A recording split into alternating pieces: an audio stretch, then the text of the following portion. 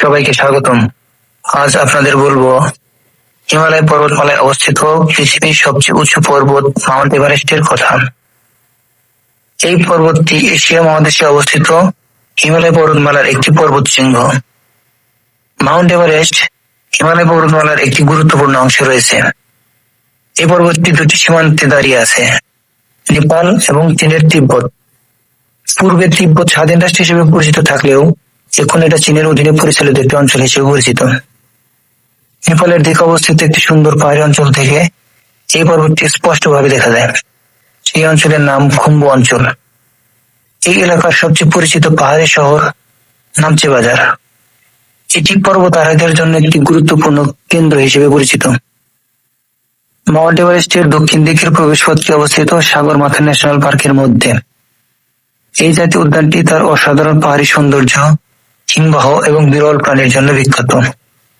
এভারেস্টের কাছে রয়েছে বিশ্বের অন্যতম বিপজ্জনক বরফ ঢাকা এলাকা, যার নাম খুম্বু আইসফল।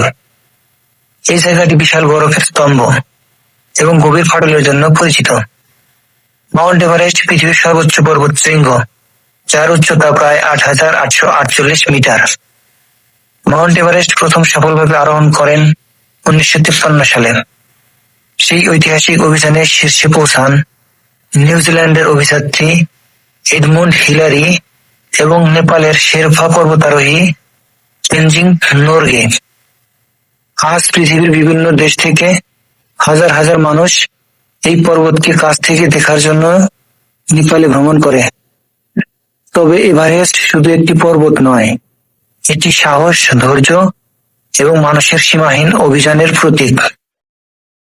হিমালয়ের এই বিশাল পর্বত আজও প্রকৃতির শক্তি এবং রহস্যময় সৌন্দর্যের এক অসাধারণ উদাহরণ। আজকের ভিডিওটি এখানে শেষ করছি। আশা করি ভিডিওটি উপভোগ করেছেন। এমন ভিডিও দেখতে চাইলে চ্যানেলটি অবশ্যই সাবস্ক্রাইব করবেন।